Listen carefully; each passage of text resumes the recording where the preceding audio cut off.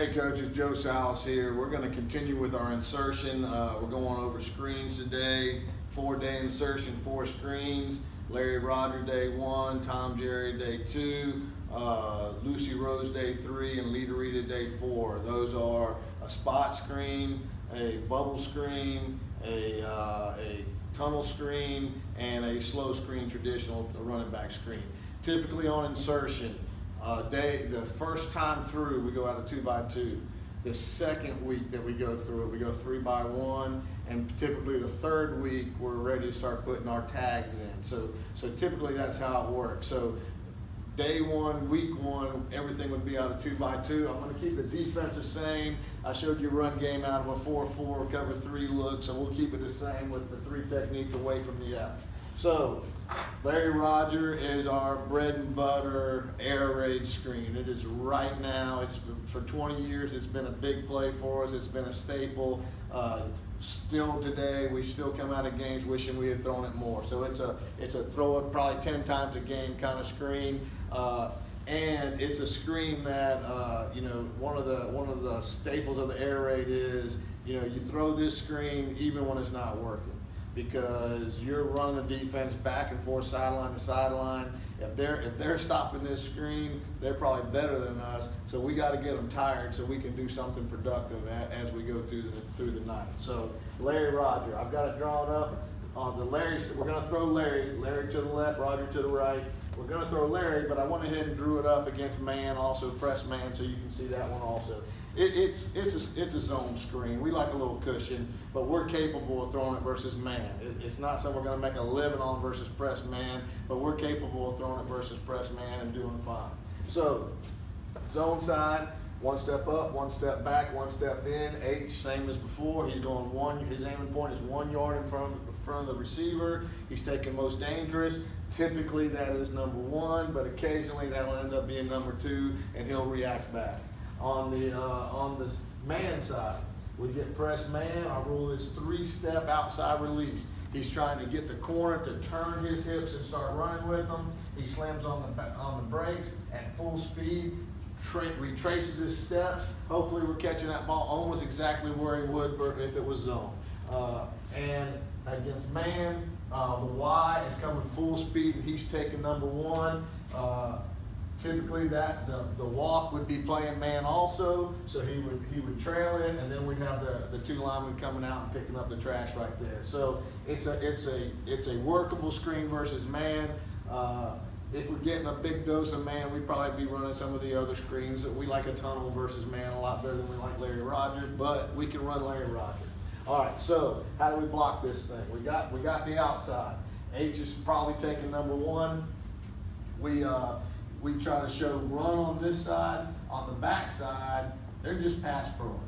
They're sitting. We want them to rest, because we might, if this defense is really good, we might come right back and throw the other way the next time. So they get to rest this play. The play side tackle, if he's got a big gap play, he's going to ricochet off of that, so he's going to hit him hard and then come flat down the line of scrimmage. He's stepping inside, trying to influence his defensive end to squeeze a little bit. Same thing for the guard. The guard steps inside and then stacks him as he comes out to pick up trash. So they're coming out, they're picking up trash. We're going to get number 2 in the mix right there. Fullback is going to take make sure he's clear of the quarterback. He's going to come in and hit an inside defensive lineman. We tell him, hey, they're hitting you all night. This is your chance to hit them back. The quarterback, this is a turn to double play. So he's going to catch it. He's not worried about strings. He's going to catch it, hop step, and turn to double play as fast as he can. We want to get the ball in this guy's hands as fast as he can. Typically our outside receivers are pretty dang good, and we want to get them touches. The only coaching point we have with the receiver, catch the ball, and we call it run the hoop. So we want to run around this first block and then get back to the sideline as quick as we can.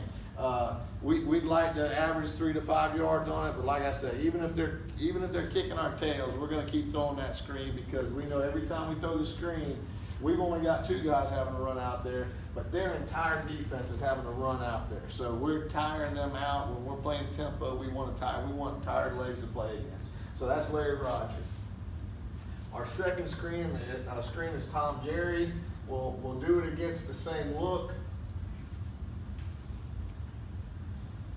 The difference on the Tom Jerry, it's a bubble, and we got more moving parts on Tom Jerry. We're actually gonna run our counter because it is a viable option for us. So the backside, we're gonna go Jerry here. So our call is Tom Jerry, Tom to the left, Jerry to the right. Against this look, let's see, we've got the walk, we've got in, tackle, tackle, in. All right, we're gonna call the Jerry.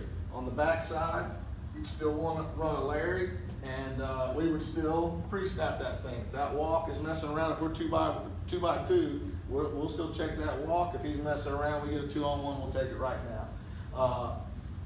In the box, we are running counter. We're running counter to the left. So we would get a power double right here. We'd block back right here. We'd kick right here.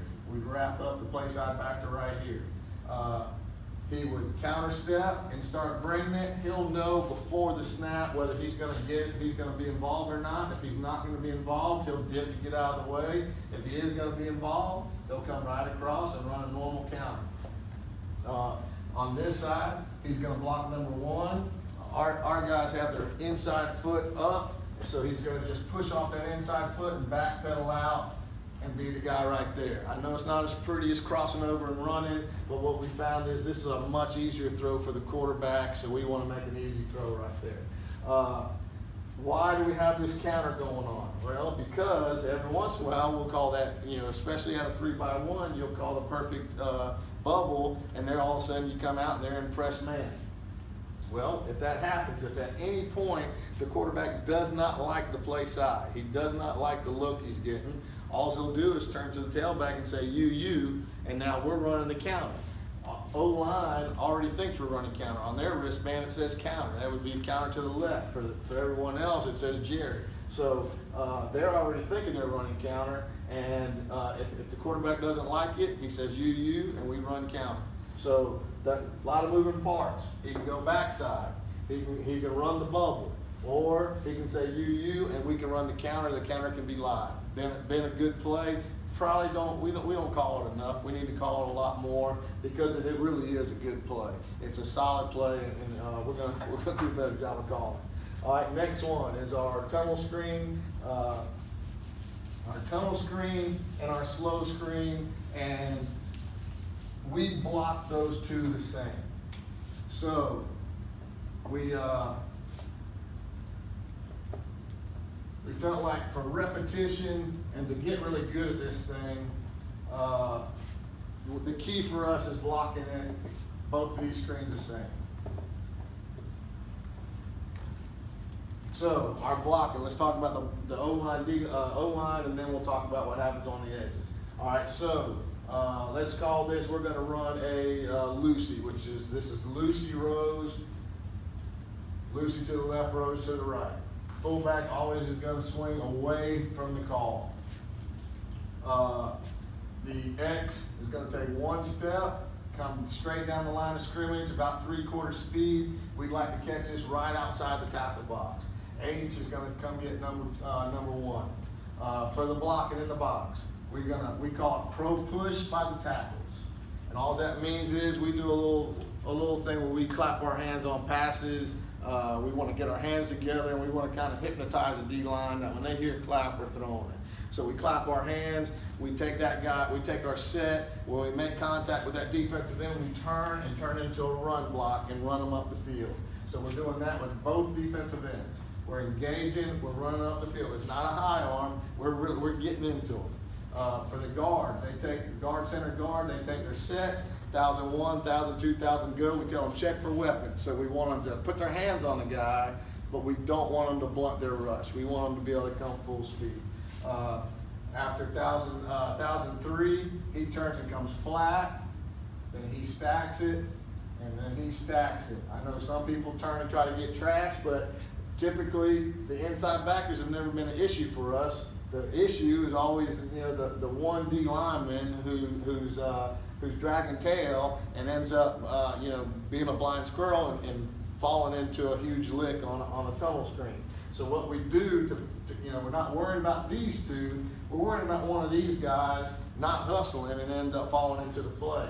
So what we tell the play side tackle only is once you pro push them, you turn inside towards the quarterback, and then you hunt up the guy who's trying to come get it.